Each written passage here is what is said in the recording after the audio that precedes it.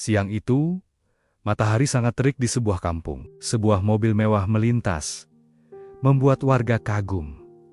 Namun, bukan mobil itu fokus kita. Fokus kita adalah seorang pria berpakaian lusuh, celana sobek di lutut, dan membawa tas karung yang berjalan kaki menuju sebuah rumah besar bercat hijau. Itu Arya. Setelah 10 tahun merantau, ia pulang. Arya mengetuk pintu rumah masa kecilnya. "Assalamualaikum, Bu." Pintu terbuka. Bu Ratmi muncul dengan wajah masam. "Siapa kamu?" "Pengemis, pergi sana. Jangan bawa kuman ke rumah saya," bentak Bu Ratmi. Arya membuka topinya. "Ini Arya, Bu. Arya pulang." Bu Ratmi dan Dodi terbelalak. Bukan rindu yang terpancar, melainkan jijik. "Hah, si Arya anak tiri itu," Dodi tertawa mengejek. "Gue kira lo udah mati di kolong jembatan. Ngapain pulang? Pasti mau minta duit ya. Lihat tuh baju lo, kayak lepel." "Arya cuma mau jenguk ibu dan lihat rumah peninggalan bapak," jawab Arya pelan. "Rumah peninggalan bapak?"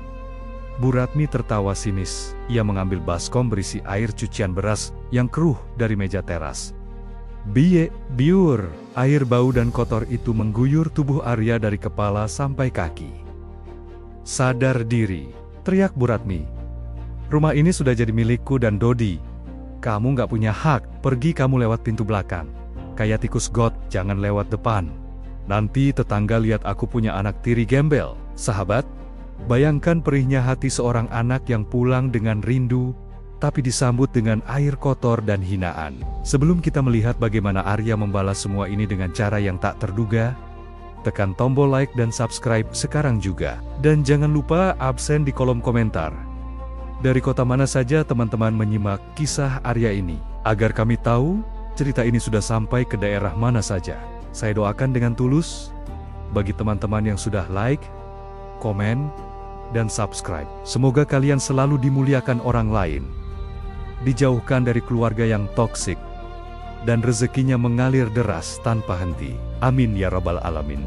Arya tidak melawan. Ia mengusap wajahnya yang basah, menatap rumah itu untuk terakhir kalinya dengan tatapan yang sulit diartikan. "Baik, Bu, saya pergi. Tapi ingat, roda itu berputar. Mungkin hari ini saya basah oleh air cucian beras, tapi besok, Ibu yang akan menangis air mata darah." Arya berjalan pergi, menyeret kakinya. Di ujung gang, ia bertemu Pak RT yang sedang menyapu jalan.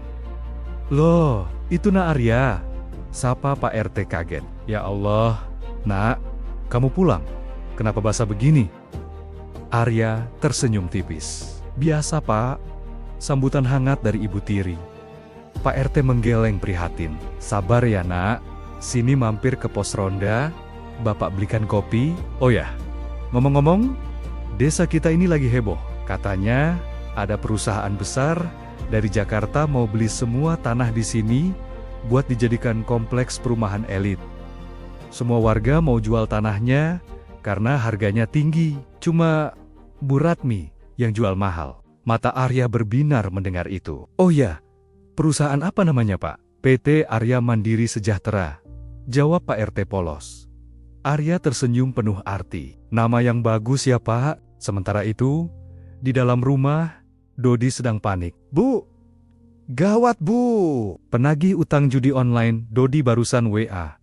Katanya kalau besok Dodi nggak bayar 500 juta, mereka bakal bakar rumah ini." Bu Ratmi pucat. 500 juta? Dari mana kita dapat uang segitu Dodi? "Jual aja rumah ini Bu," seru Dodi. "Kan lagi ada isu penggusuran proyek perumahan.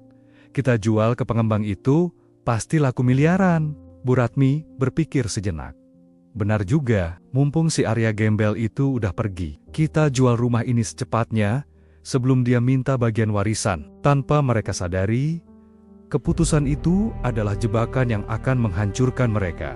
Mereka tidak tahu siapa pemilik perusahaan yang akan membeli tanah itu. Besoknya, Bu Ratmi dan Dodi nekat pergi ke kantor pemasaran proyek itu dengan gaya sombong. Keesokan harinya, Bu Ratmi dan Dodi berdandan heboh. Bu Ratmi memakai semua emasnya yang sebenarnya emas muda, dan Dodi memakai kemeja pinjaman. Mereka tiba di kantor cabang PT Arya Mandiri Sejahtera yang megah di pusat kecamatan. Minggir, minggir, Dodi mendorong satpam. Saya mau ketemu bos kalian. Saya mau jual tanah paling strategis di desa. Resepsionis cantik menyapa mereka. Maaf Pak, Bu, apakah sudah buat janji? Janji-janji apa? Saya ini orang penting, bentak Bu Ratmi. Bilang sama bos kamu. Bu Ratmi pemilik tanah warisan Pak Suryo mau datang. Kalau dia nggak temui saya nggak bakal lepas tanah itu. Resepsionis itu menelepon ke dalam. Wajahnya tampak kaget mendengar instruksi dari seberang telepon. Baik Pak Direktur, saya mengerti. Resepsionis itu tersenyum aneh pada Bu Ratmi.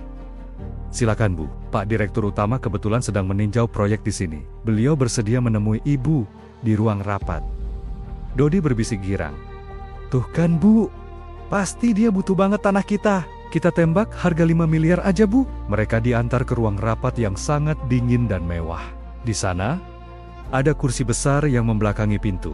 Seseorang duduk di kursi itu, menghadap ke jendela, sehingga wajahnya tidak terlihat.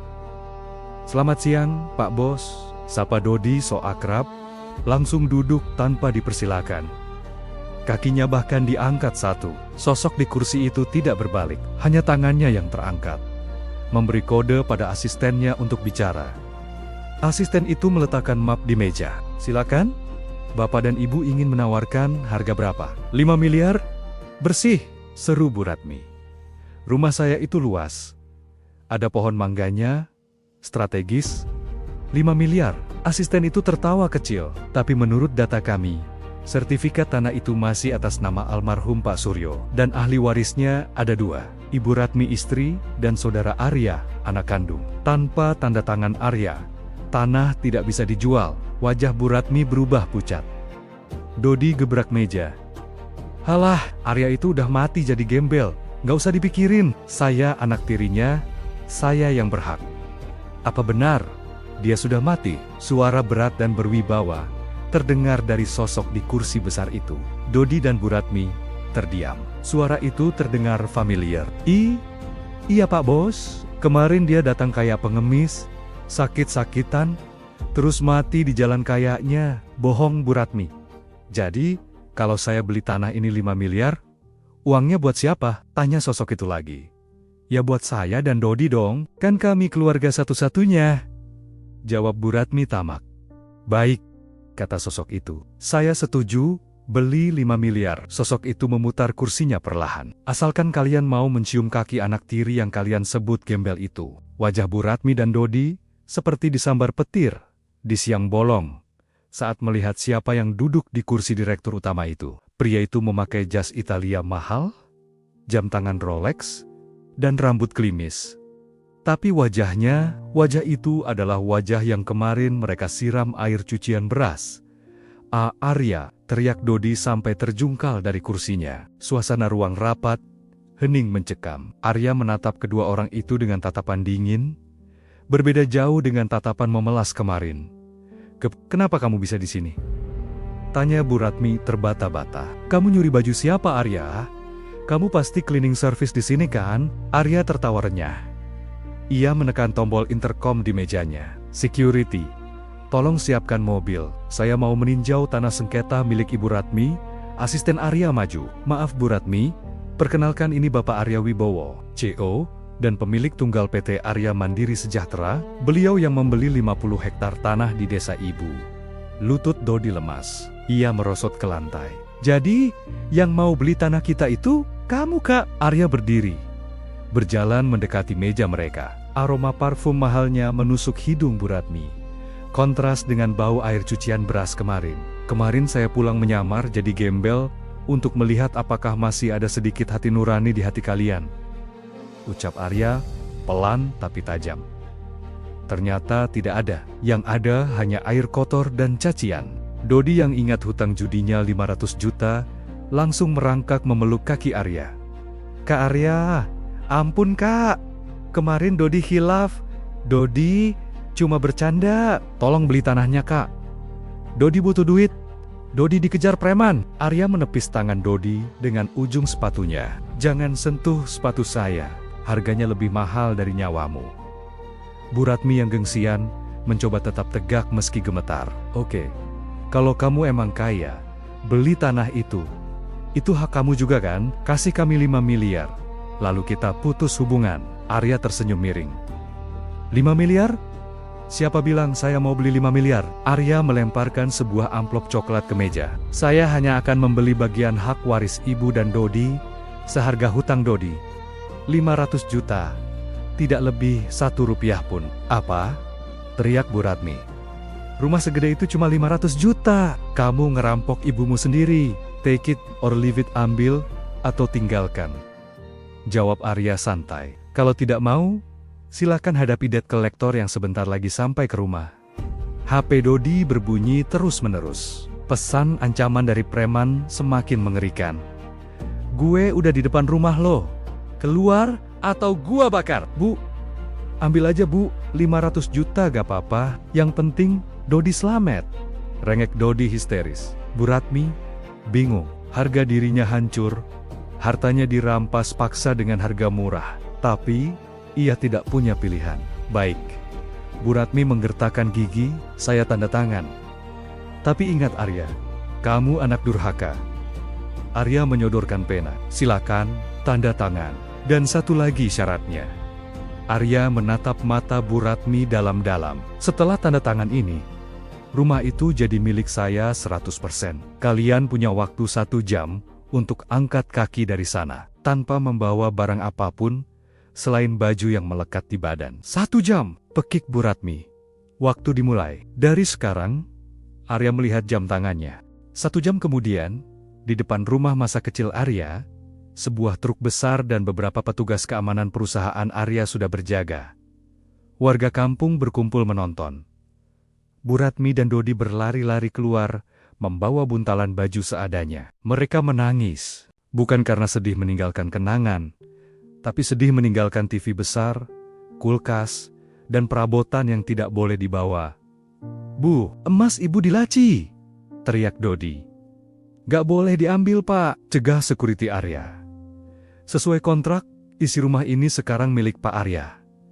Kalian hanya boleh bawa baju. Itu emas saya, jerit Bu Ratmi. Arya turun dari mobil mewahnya. Emas itu ibu beli, pakai uang pensiunan, bapak kan? Uang yang seharusnya buat biaya kuliah saya dulu, tapi ibu pakai buat foya-foya. Itu milik bapak. Milik saya. Warga kampung mulai bersorak. Syukurin, makanya jangan jahat sama anak tiri. Karma tuh Bu Ratmi. Tiba-tiba, gerombolan penagih hutang datang dengan motor yang digeber-geber. Mana Dodi? Bayar utang lo. Dodi ketakutan bersembunyi di balik punggung Bu Ratmi itu. Duitnya ada di Pak Arya. Dia baru beli rumah saya, teriak Dodi menunjuk Arya. Preman itu mendekati Arya. Hei bos, mana duit si Dodi? Arya dengan tenang memberikan cek senilai 500 juta kepada ketua preman itu. Ini pelunasan hutang dia, bahwa Dodi dan ibunya pergi dari properti saya. Sekarang, preman itu senang dapat duit. Oke bos, urusan lunas. Preman itu lalu menoleh ke Dodi. Tapi bunga keterlambatannya belum lunas bos. Motor lo gue ambil. Preman itu merampas kunci motor Dodi satu-satunya.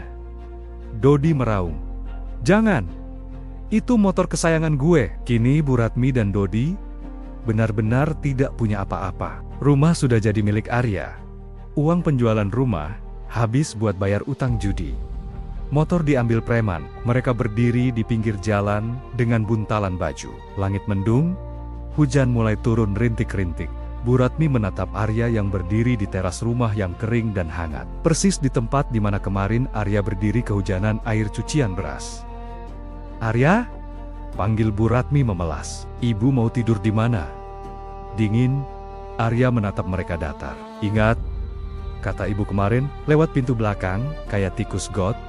Arya menunjuk sebuah gubuk reot bekas kandang kambing di belakang rumah besar itu. Kalian boleh tinggal di sana. Gratis, setidaknya saya lebih manusiawi. Saya tidak menyiram kalian dengan air kotor. Bu Ratmi menangis. Sejadi-jadinya, ia harus tinggal di bekas kandang kambing di halaman rumah yang dulunya miliknya. Arya masuk ke dalam rumah dan menutup pintu, meninggalkan Bu Ratmi dan Dodi. 6 bulan berlalu. Desa itu kini berubah total. Rumah besar peninggalan orang tua Arya kini direnovasi menjadi rumah tahfidz.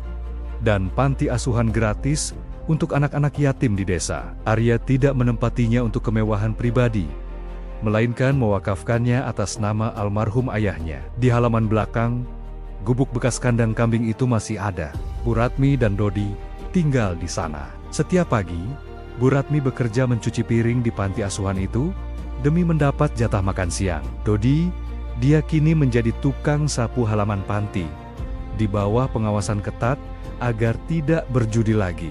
Kesombongan mereka sudah luntur, digantikan rasa malu dan penyesalan yang abadi. Setiap kali melihat Arya datang dengan mobil mewahnya untuk menengok anak-anak panti, mereka hanya bisa menunduk. Suatu sore, Arya menghampiri Bu Ratmi yang sedang menyapu. "Gimana Bu? Sehat?" tanya Arya. Bu Ratmi mencium tangan Arya sambil menangis. "Sehat Nak. Maafkan Ibu ya Nak. Ibu, terima hukuman ini." "Terima kasih masih bolehin Ibu tinggal di sini dan kasih makan." Arya mengangguk. "Hukuman ini bukan dari saya Bu, tapi dari Tuhan. Saya hanya perantaranya. Jalani sisa hidup Ibu dengan tobat. Harta tidak dibawa mati, tapi amal jariah ini." Arya menunjuk gedung panti asuhan. "Ini yang akan menemani Bapak di surga." Arya memberikan amplop berisi uang gaji bulanan untuk mereka, lalu pergi. Ia tidak dendam, tapi ia juga tidak melupakan. Ia menempatkan segala sesuatu pada tempatnya. Arya membuktikan bahwa balas dendam terbaik bukanlah dengan membunuh atau menyiksa, tapi dengan menjadi sukses dan berbuat baik, sambil membiarkan karma memberi pelajaran pada mereka yang zalim. Dodi kini rajin sholat, dan Bu Ratmi menjadi lebih pendiam dan penurut. Kemiskinan memaksa mereka menemukan Tuhan kembali. Dan bagi Arya, itu adalah kemenangan terbesarnya. Sahabat, kisah Arya si anak tiri ini mengajarkan kita satu hal penting. Jangan pernah takut dibuang atau dihina, karena kadang Allah menjauhkan kita dari satu tempat untuk mempersiapkan tempat yang jauh lebih indah di masa depan. Langit tidak perlu menjelaskan bahwa dirinya tinggi. Orang baik tidak perlu menjelaskan bahwa dirinya baik. Biar waktu dan Allah yang menjawabnya. Terima kasih sudah mengikuti kisah perjuangan Arya dari awal sampai akhir. Jika kalian mendapatkan pelajaran berharga dari cerita ini, mohon dukung channel ini dengan menekan tombol like dan subscribe. Sekali lagi, saya doakan dengan tulus dari lubuk hati terdalam untuk kalian yang sudah menonton. Semoga kalian dijauhkan dari sifat iri dengki, disayang oleh keluarga, dan kelak bisa mengangkat derajat orang tua kalian setinggi-tingginya. Amin. Amin, ya Robbal Alamin. Sampai jumpa di kisah inspiratif berikutnya. Salam kebaikan.